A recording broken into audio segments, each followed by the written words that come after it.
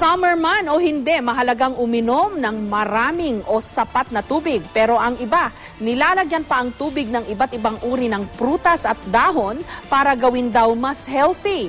May report si Salima Refran. Kapag sobrang init, samut-sari ang pwedeng pampalamig.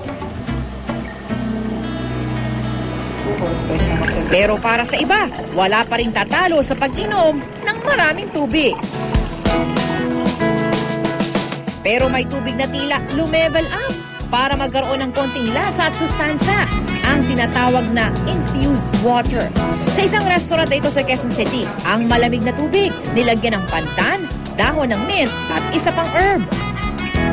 Masarap yung amoy, kaka-refresh. So, pagka may visitor, tinatry din namin sila.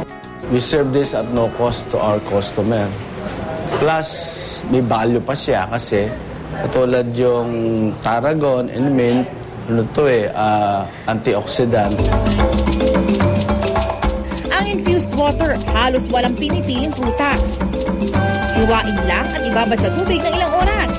Palamigin at pwede nang inumin. Merong value, merong equivalent siyang calories dun sa idinagdag mo na water. Nakadagdag din siguro kasi yung timing dahil summer ngayon, so mainit yung panahon. Soothing kasi yung infused waters. Pwede naman pineapple, can do, mango, watermelon, yung fruits in season.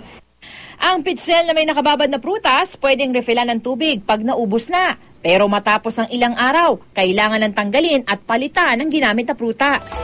Dapat din ingat sa pag-inom nito dahil sa sugar content ng mga prutas. Some patients or some clients may not need sobra din kasi remember it's infused with fruits. So lalo na yung mga may diabetes, hindi siya masama as long as it's within the meal plan. Pero summer man o hindi, dapat makarami ng inom ng tubig. Kung pwedeng araw, sa halip na nakagawi ang 8 hanggang 10 baso, uminom na hanggang 1 dosenang baso ng tubig. At mas mahalaga raw ito para sa mga nag-ehersisyo. Salima Refran, GMA News.